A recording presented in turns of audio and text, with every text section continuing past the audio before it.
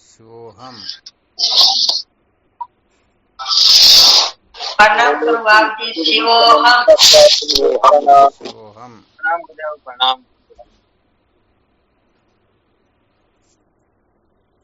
प्रणाम गुरुदेव। शिवोहम। हाँ शिवोहम।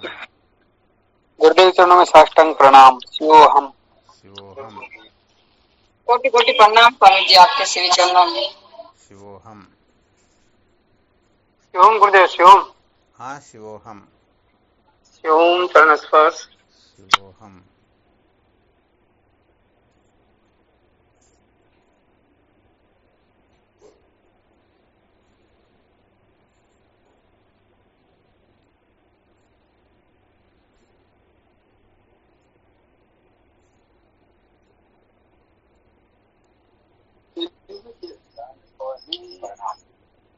गुरु जी आपके चरणों में कोटि कोटि प्रणाम। शिवोहम। यो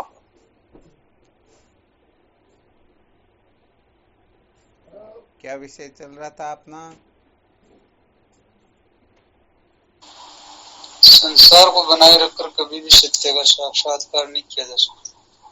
संसार को बनाए रखकर कभी भी सत्य का साक्षात्कार नहीं किया जा सकता। ठीक है ना?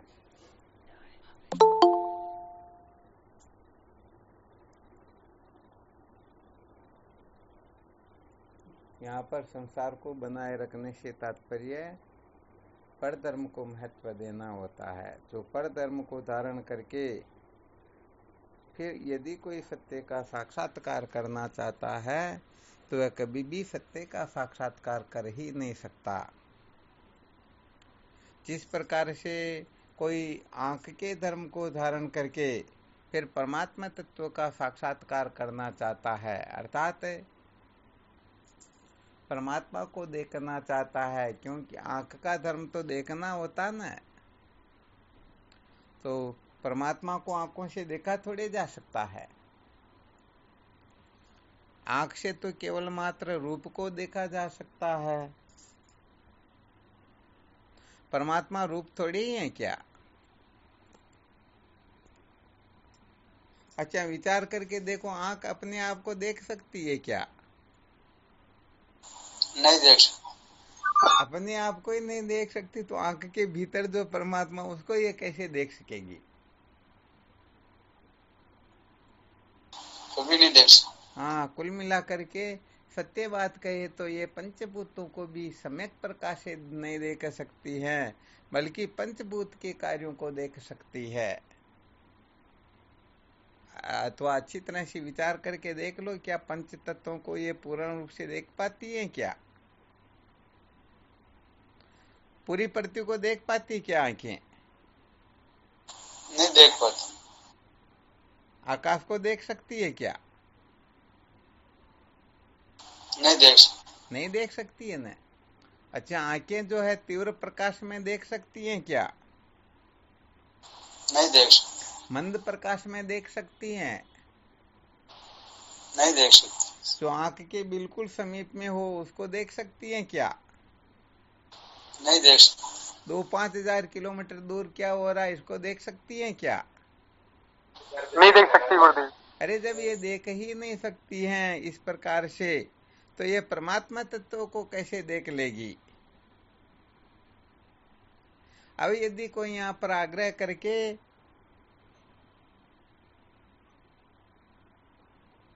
आंख से परमात्मा को देखना चाहे, ये परधर्म को धारण करना यही तो होता है।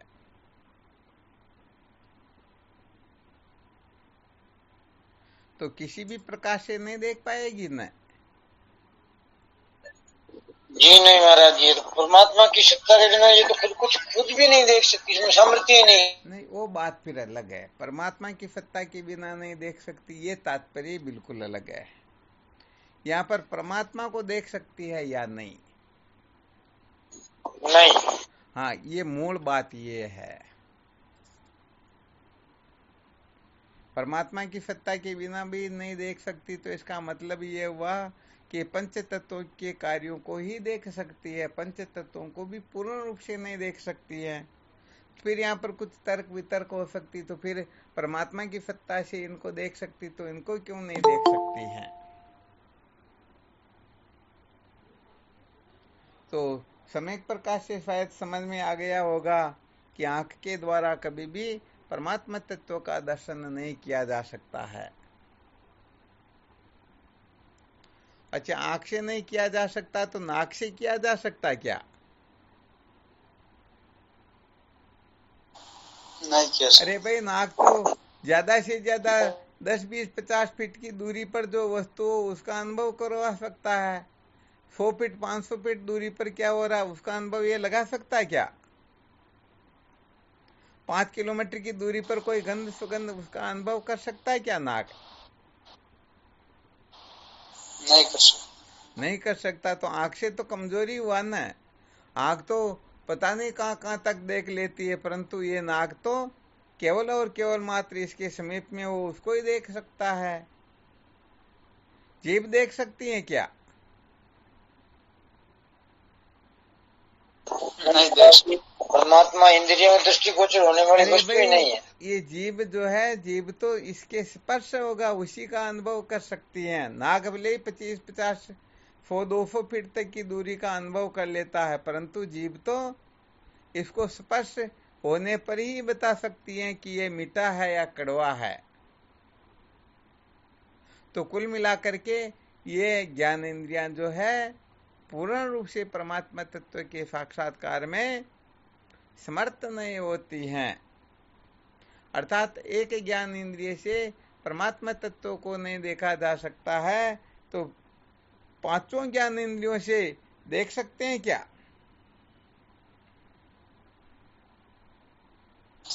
नहीं देख सकते। हाँ, इसको ऐसे समझ सकते हैं जैसे एक अंधा व्यक्ति किसी वस्तु को नहीं देख पा रहा है, तो 1000 अंधे मिलकर के तो उसको देख लेंगे ना?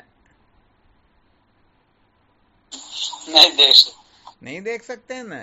तो यहाँ पर एक ज्ञान इंद्रिय से नहीं हो रहा तो किसी भी ज्ञान इंद्रिय से नहीं होगा। और यदि कर्म इंद्रियों की चर्चा करें तो कर्म इंद्रिया तो इनकी नौकर है, और जब सेठ से भी काम नहीं हो रहा तो नौकर कहां से कर लेगा?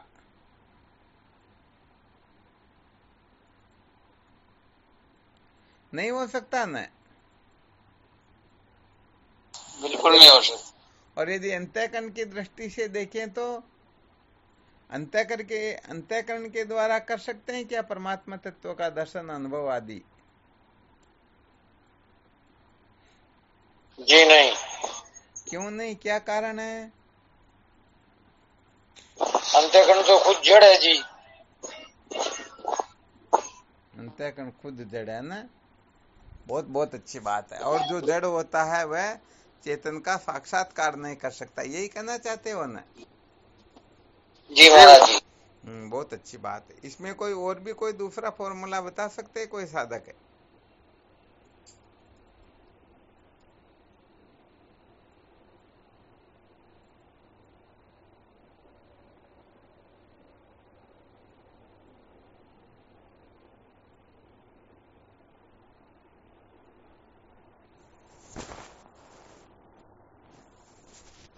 स्वामी जी के चरणों में कोटि कोटि प्रणाम।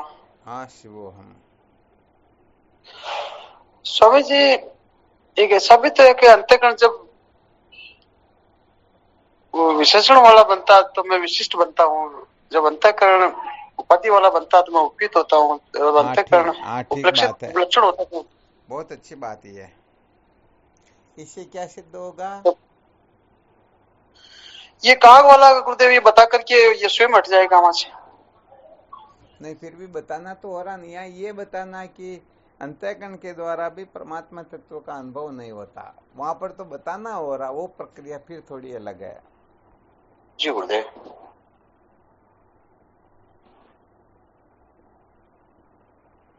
यहाँ पर ऐसा सिद्ध करना है कि मन, बुद्धि, चित्त, अहंकार आदि के द्वारा परमात्मा तत्व का अनुभव नहीं होता। अर्थात ये परधर्म है ना, परधर्मों को धारण करने से अपन सत्य का साक्षात्कार नहीं कर सकते, विषय ये चल रहा है, इसलिए इसमें थोड़ा ऐसा सिद्ध करके बताना। और जब सिद्ध करके बताना हो कि मन बुद्धि के द्वारा भी परमात्मा तत्व का साक्षात्कार होता है तो वह प्रक्रिया फिर अलग है। क्या बात, बहुत बहुत धन्यवाद। बस यही संकेत करना चाह रहे थे। अरे भाई, ये मन बुद्धि जो है सुषुप्ति अवस्था में रहते हैं क्या?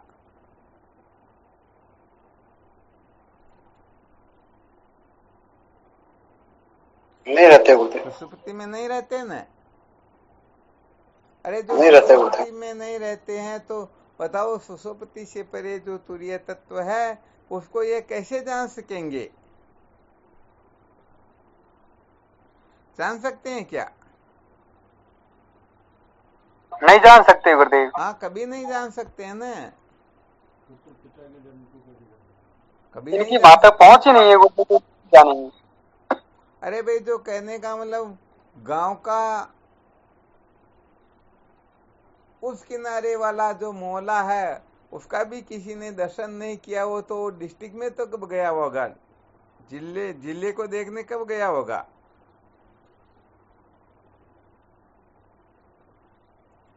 उसके लिए तो असंभव, बिल्कुल असंभव, बिल्कुल सत्य बात है।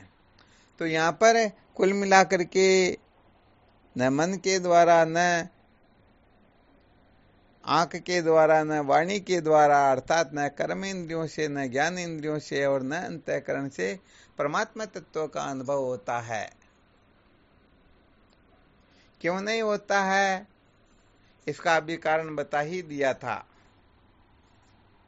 अर्थात ये सारे के सारे पर धर्म वाले ही है। इनके धर्मों को हम धारण करेंगे तो निश्चित रूप से सत्य का साक्षात्कार कर पाएंगे ही नहीं। तो फिर यहाँ क्या करना होता है?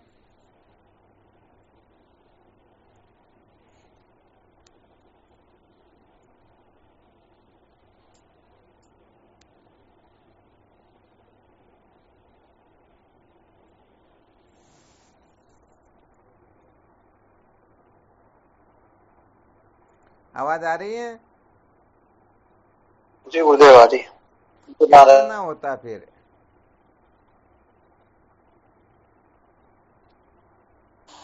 अरे इनका क्या करना होता? इतनी देर सोचने का टाइम कहाँ पर है? कर्म इंद्रियों का, ज्ञान इंद्रियों का, अंतःकरण का, इन सब का त्याग करेंगे तभी तो स्वधर्म में स्थिति होगी। समझ में आ रहा है या नहीं आ रहा है? जी महाराज। अरे स्वधर्म में तो हम पहले से ही स्थित है, घड़ी तो पहले से ही चल रही है, परंतु डीजे साउंड की आवाज आने से ऐसा लग रहा कि ये बंद हो गई। तो डीजे साउंड को बंद कर देने के पश्चात घड़ी की टिक टिक की आवाज आ जाएगी ना?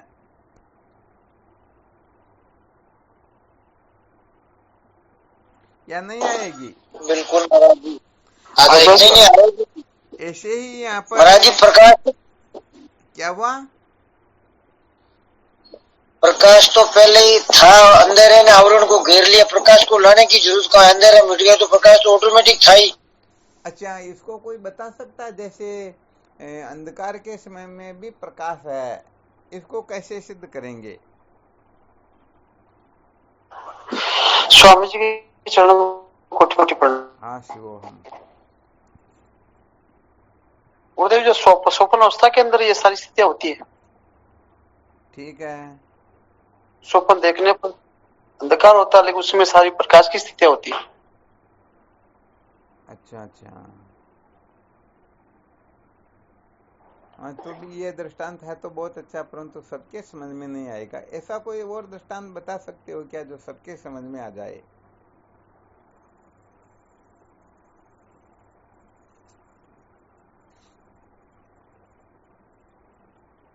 अच्छा ये बताओ, प्रकाश के बिना हम किसी वस्तु को देख सकते हैं क्या?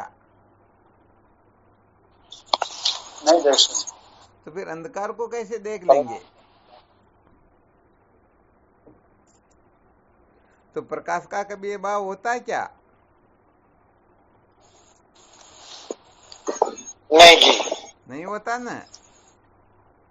अरे अंधकार भी प्रकाश से ही देखा जाता है। यदि प्रकाश न हो तो अंधकार को भी हम देख नहीं सकेंगे।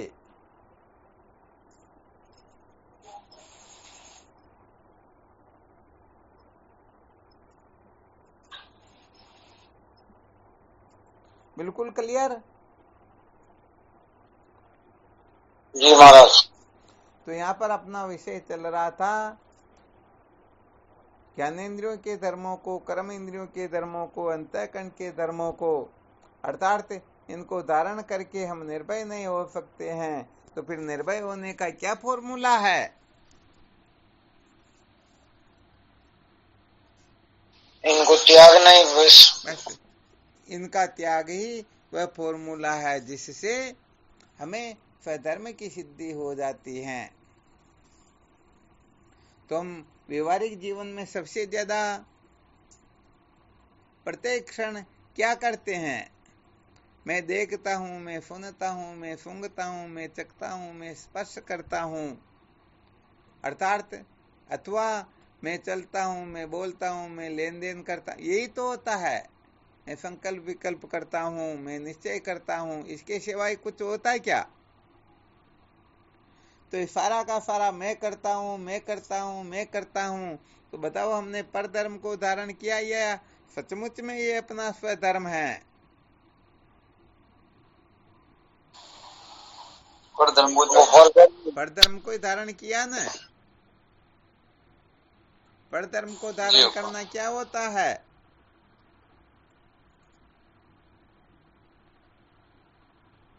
पर धर्मो भयावह है, ये विषय नहीं चल रहा था क्या अपना?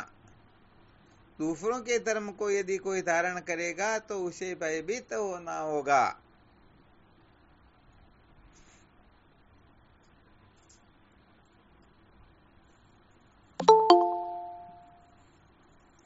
तो यहाँ पर कुल मिलाकर के अपने को, अपने धर्म को धारण नहीं करना है, अपने धर्म के लिए कुछ नहीं करना होता है।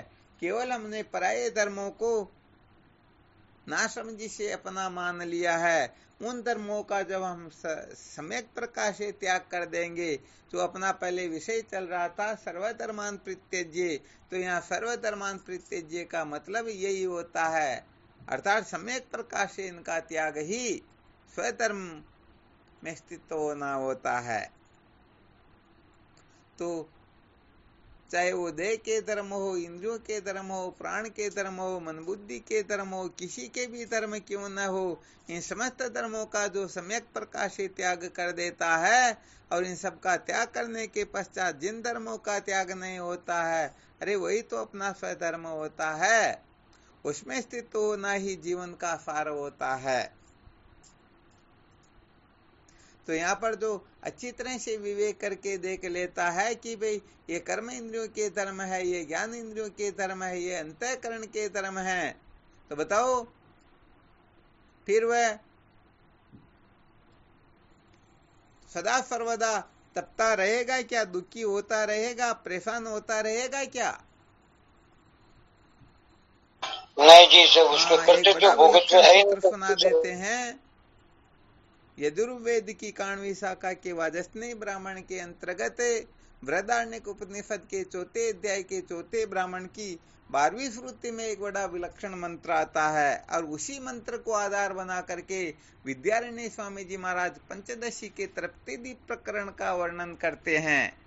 यदि कोई एक बार तृप्ति दीप को अच्छी तरह से समझ ले तो शायद उसे फिर कुछ जानना करना शेष रहता ही नहीं। तो ये होता क्या है, हम इन धर्मों को जब तक धारण किए हुए रहते हैं तब तक कष्ट होता है, और जब अच्छी तरह से समझ जाते हैं तो वहां पर यह बताया गया है, आत्मानम चेद विजानियात अयमस्मिति पुरुष किमिच्छन कश्य कामाय शरीर मनु संज्वरेत। अर्थात जो ये रहस्य समझ जाता, मैं सच्चिदानंद अद्वितीय ब्रह्म हूँ, मैं ही परमार्थ हूँ, मेरे से बिन नैना नास्ति किंचन, और कुछ है ही नहीं, ऐसा जो समझ जाता है, कि मिच्छन कश्य कामाय, फिर किस कामना की पूर्ति के लिए शरीर मनु संज्वरेत, इस शरीर को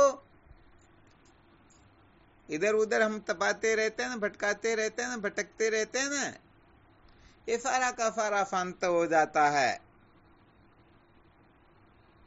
परंतु यहाँ पर रहस्य यह है कि हम अच्छी तरह से समझ जाए कि मैं सच्चिदानंद अद्वितीय ब्रह्म हूँ, अपने स्वधर्म में हम प्रतिष्ठित हो जाए।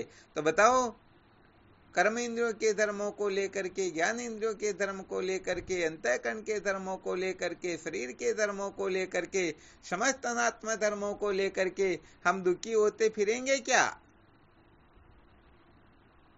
नहीं होंगे। हम कभी देखते न कि मेरी आंख ने ये क्यों नहीं देखा, ये क्यों देखा, ऐसा देखना चाहिए, ऐसा नहीं देखना चाहिए। तो अब देखो कितना बड़ा गड़बड़ घोटाला होगा। रात दिन हम इसके चक्कर में पड़े रहेंगे, ऐसे ही मन के चक्कर में पड़े रहेंगे, बुद्धि के चक्कर में पड़े रहेंगे, समस्त इंद्रियों के चक्कर में पड़े रहेंगे। ये क्या ग्रहण करे, क्या त्याग करे, कैसे रहे, कैसे न रहे। अरे भाई आंख है तो देखेगी ही देखेगी। हम चाहते कि इनको ताला लगा दे, इनको ठप कर दे, तो ऐसा तो होता ही नहीं ना।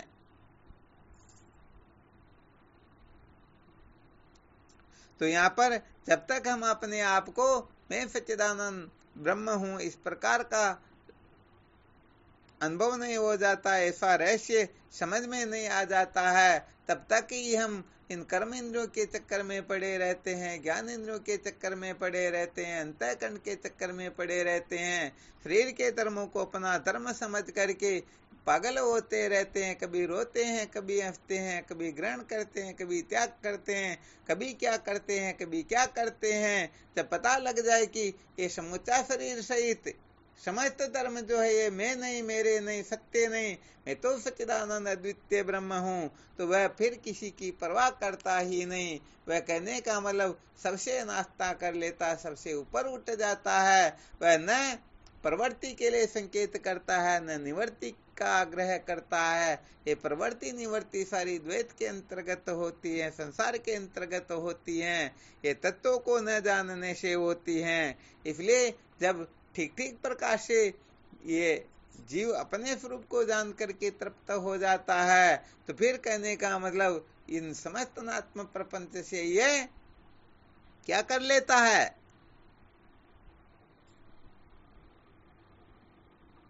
कुछ छुटकारा कर लेता।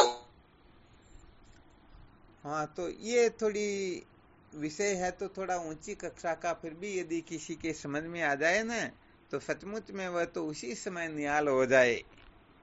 फिर वह कहने का मतलब न स्थूल शरीर की परवाह करता, न सूक्ष्म की परवाह करता है, न कारण की परवाह करता है। वैसे देखा जाए तो स्थूल शरीर के भी कुछ ज्वर होते हैं, सूक्ष्म शरीर के भी कुछ ज्वर होते हैं, कारण शरीर के भी कुछ ज्वर होते हैं, परंतु पंचदशीकार विद्यारण्य स्वामी जी महाराज कह देते हैं, एते ज्वरा शरीरेषु त्रिषु स्वाभाविका मता। ये सारे के सारे जो बताए गए हैं, ये सारे के सारे शरीरों में स्वाभाविक रूप से रहते हैं।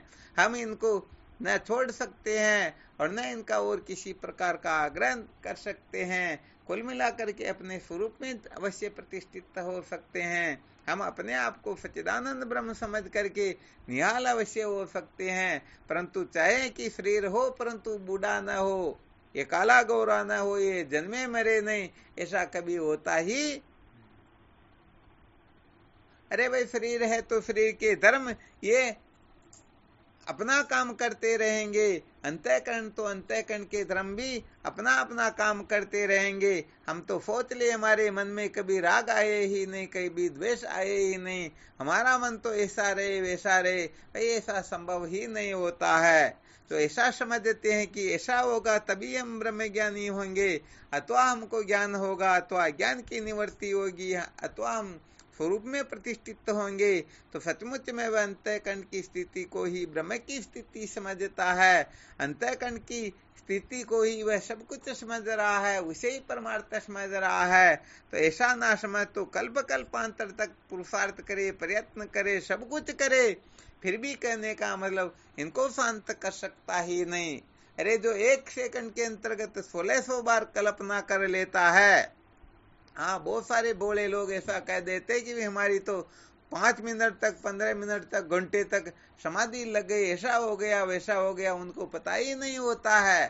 सचमुच में मन की गतिमति कितनी विलक्षण होती, कितनी विचित्र होती है, ये साधारण लोग समझ ही नहीं पाते हैं। यहाँ पर तो 1 सेकंड के लिए भी किसी का मन शांत हो जाए तो इसकी समाधि लग जाती है, क्योंकि 1 सेकंड में 1600 बार कल्पना कर लेता है। तो भाई यहाँ पर जब तक हम इन अनात्म धर्मों को धारण किए हुए रहेंगे तब तक अपनी दीनता कभी निवृत्त होने वाली नहीं है, तब तक अपना रोना कभी शांत होगा ही नहीं, तब तक जन्म मृत्यु की श्रृंखला में हम भटकते ही रहेंगे। और जिस दिन समझ जाएंगे कि ये स्थूल सूक्ष्म कारण सहित तीनों शरीर, तीनों अवस्थाएं, पंचकोश आदि ये सारे के सारे स्वप्नवत है, झूठे हैं, मिथ्या है, अनृत्य है, ये सचमुच में मैं नहीं, मेरे नहीं, इनके प्रति जो आग्रह बैठा हुआ है सारा का सारा निवृत्त हो जाएगा। तो समझ लेना चाहिए ये जीव उसी समय अपने जीवन को धन्य बना लेता है, उसी समय ये कृतार्थ हो जाता है।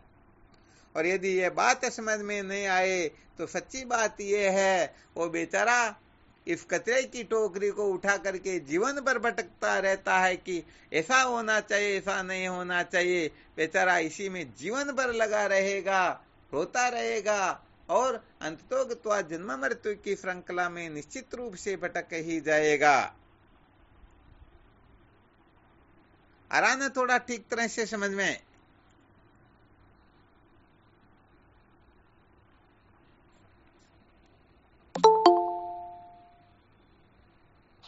जी गुरुदेव। हाँ, तो ये तो कहने का मतलब अंतिम ब्रह्मास्त्र होता है, वास्तव में बड़ी विलक्षण बात होती है। इस रहस्य को तो जो समझ जाता है सचमुच में सदा सदा के लिए निहाल हो जाता है।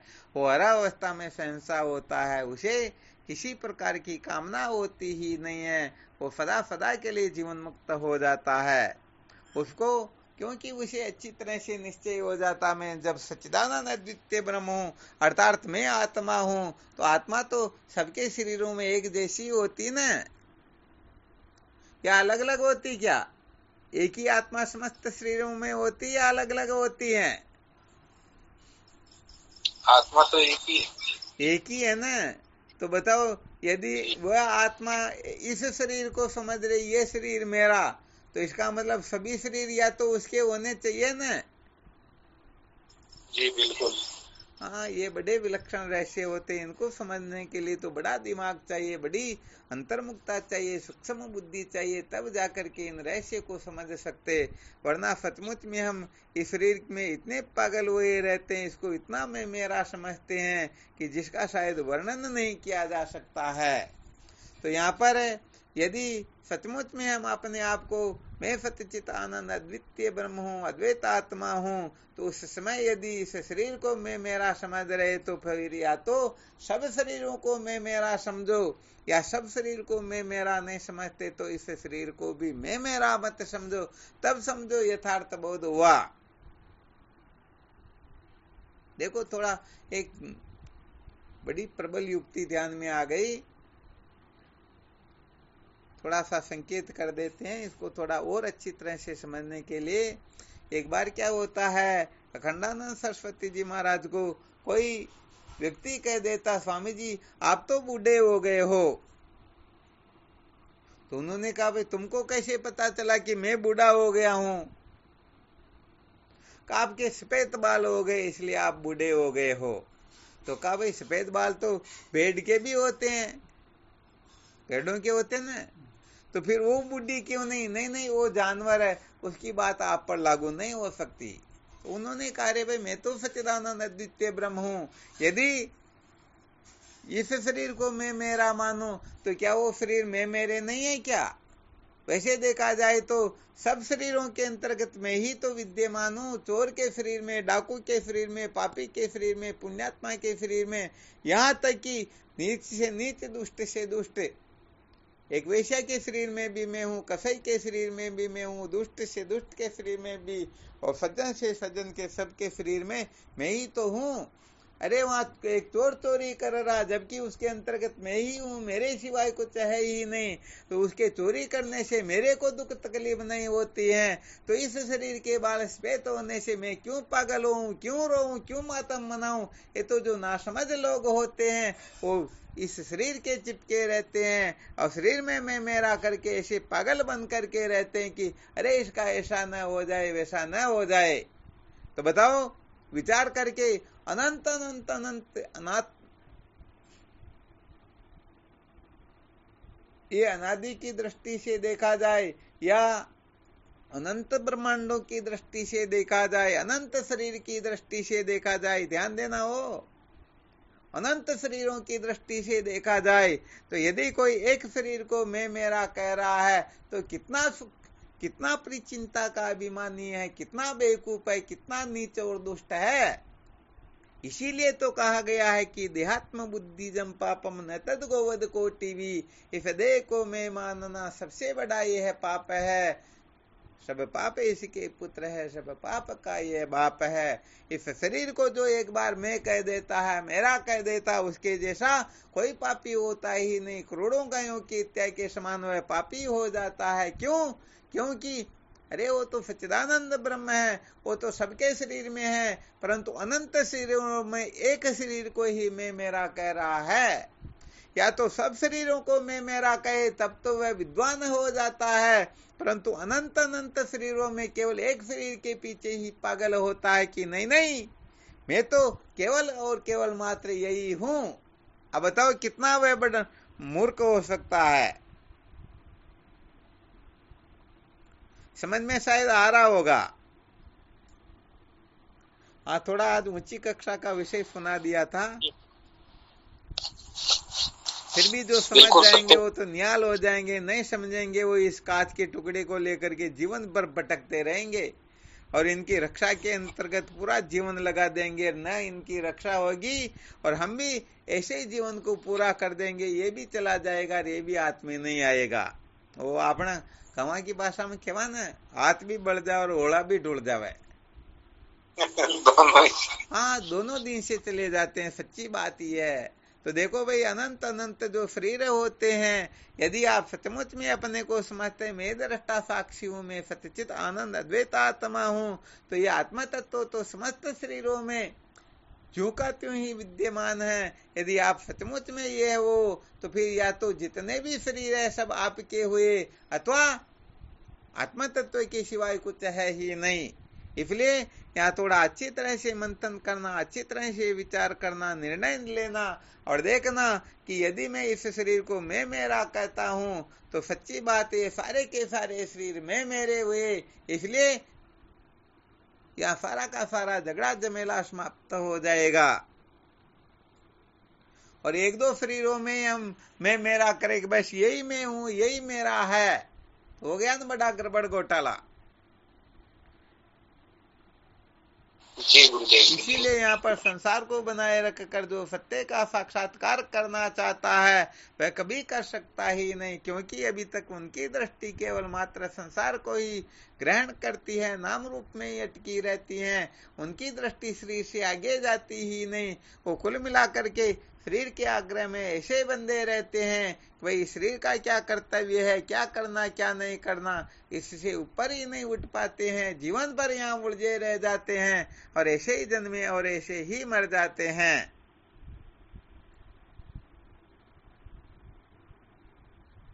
बिल्कुल क्लियर? जी स्वामी जी। हाँ, इनको बहुत बहुत बहुत अच्छी तरह से इस रहस्य को समझना। ये जिस दिन समझ में आएगा, जिस क्षण समझ में आ जाएगा, समझो उसी समय हम स्वधर्म में स्थित हो गए, सारे के सारे परधर्मों से छुटकारा मिल गया। वरना छोटी छोटी बातों में मेरे शरीर को कौन हाथ लगाना चाहिए, कौन देखना चाहिए, कौन ही शरीर को धक्का मुक्की करना चाहिए, कौन ही शरीर की जय जयकार करना चाहिए, कौन ही शरीर से ऐसा वैसा, ऐसी हजारों लाखों करोड़ों बातें दिमाग में कचरे के रूप में पड़ी रहेगी ना। जी गुरुजी। और सत्य का साक्षात्कार हुआ तो सचमुच में न मैं न तुम, दफ्तर गुम, अरे न मैं हूं न तुम हो, ये दफ्तर ही गुम हो जाता। फिर तो अद्वितीय आत्म तत्व के सिवाय दूसरा कोई शेष रहता ही नहीं, जिसमें मति की गति नहीं होती है। अरे यहाँ पर फिर किसी की पहुंच होती ही नहीं, और जब इनकी पहुंच नहीं होती है तो ये संसार के छोटे मोटे कचरों की पहुंच कहाँ हो सकती है। यदि हम पहुंच समझ रहे हैं तो अभी तक देह इंद्रिया प्राण मन बुद्धि में ही अटके हुए हैं, इनको ही महत्व देकर बैठे हुए हैं। अभी तक अपनी स्वरूप में स्थिति नहीं है, आत्मा तत्व को हम महत्व नहीं दे रहे हैं। तो ये बड़े विलक्षण सूत्र होते हैं, इनका अच्छी तरह से मंथन करके देखना। इसका मंथन करके यदि कोई निर्णय कर लेगा तो हर अवस्था में जीवन मुक्त होगा, वह कृतार्थ होगा, उसे सपने में भी दुख स्पर्श नहीं कर सकेगा, दुखों का अत्यंत अभाव हो जाएगा। अरे सारा का सारा प्रपंच नाम रूपात्मक जो कुछ भी है ये बंध्या पुत्र के समान हो जाएगा। ऐसी कोई सत्ता नहीं होगी जो उसे गिरा सके, भटका सके, इधर उधर कर सके। तो भाई ये तो हम जब शरीर को अपना स्वरूप समझ लेते हैं तभी सारा का सारा गड़बड़ होता है। ऐसे ही अनात्म प्रपंच को जब जब हम मेरा समझ लेते हैं बस उसी समय अनेक अनेक प्रकार के कष्टों से अपने को गिरना होता है, अंत में रोना पछताना होता है, इसके सिवाय कुछ मिलता ही नहीं। कोई शंका है किसी को?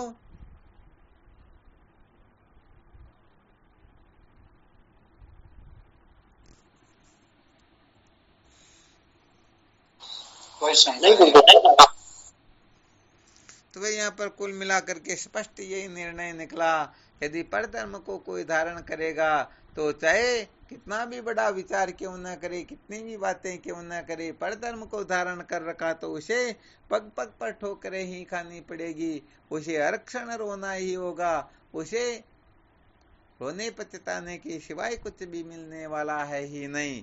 और यदि कोई स्वधर्म में स्थित हो जाए तो सच्ची कहते हैं कि ये तो क्या अनंत कोटि ब्रह्मांड जल करके भस्म हो जाए फिर भी वो ज्यों का त्यों द्वितीय ब्रह्म होगा, वास्तव में उनके स्वरूप में कोई फर्क पड़ने वाला होगा ही नहीं। इसलिए इन कंकरों के चक्रों में ज्यादा नहीं पड़ना है, कंकरों को महत्व दे करके ही हम चिंतामणि से वंचित रह जाते हैं। अरे अनादिकाल से इस कंकर के चक्कर में पड़े हुए हैं, अब इस कंकर से ऊपर उठो और केवल मात्र चिंतामणि की जिज्ञासा करो। चिंतामणि को प्राप्त करते सर्व दुखों की अत्यंत निवृत्ति परमानंद की प्राप्ति हो जाएगी।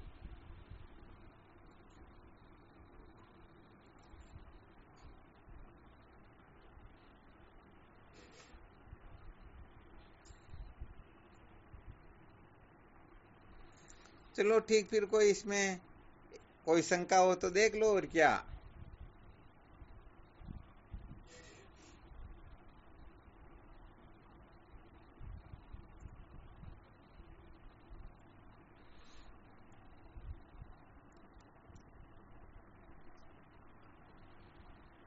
इन सूत्रों के ऊपर बहुत अच्छी तरह से मंथन करना है। 3 साल से ऊपर जा रहा, संसार को बनाए रखकर सत्य का साक्षात्कार नहीं किया जा सकता।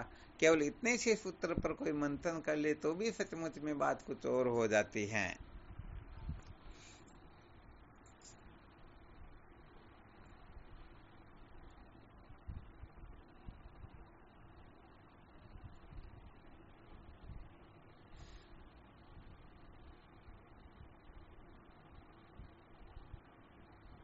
कोई शंका नहीं?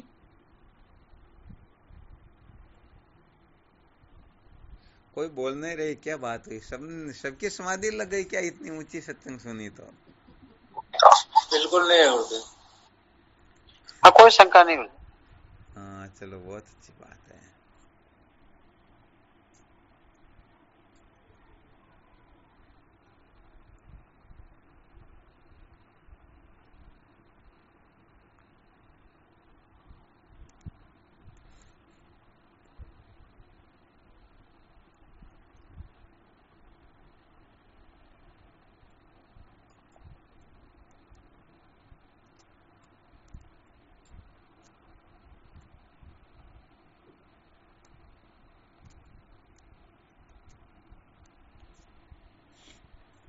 चलो ठीक, फिर करो चिंतन मनन, है ना।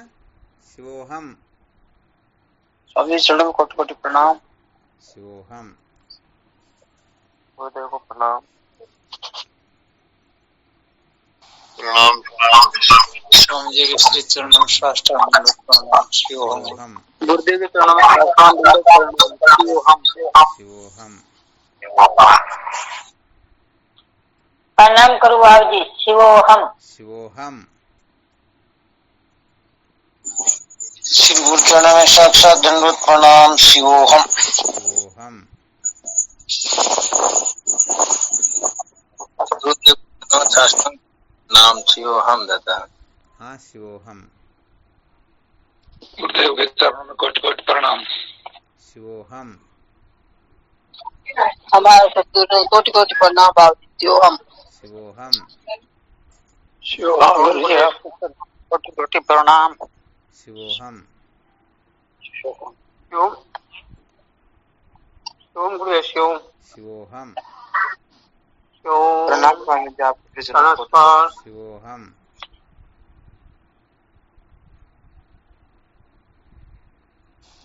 प्रणाम गुरुदेव, शिवोहम। शिवोहम।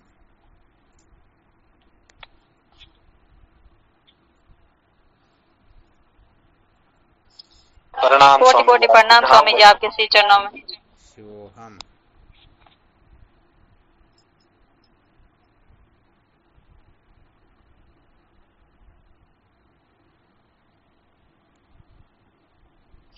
कोटि कोटि प्रणाम स्वामी जी आपके श्री चरणों में। शिवोहम।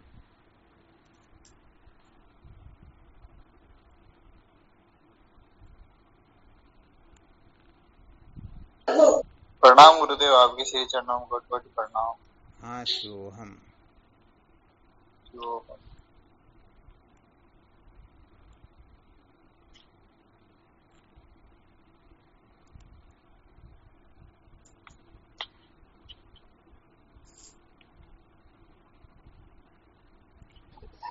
हरिओम बाबू जी। हाँ शिवोहम। प्रणाम स्वामी जी आपके श्री चरणों में कोटि कोटि प्रणाम। शिवोहम।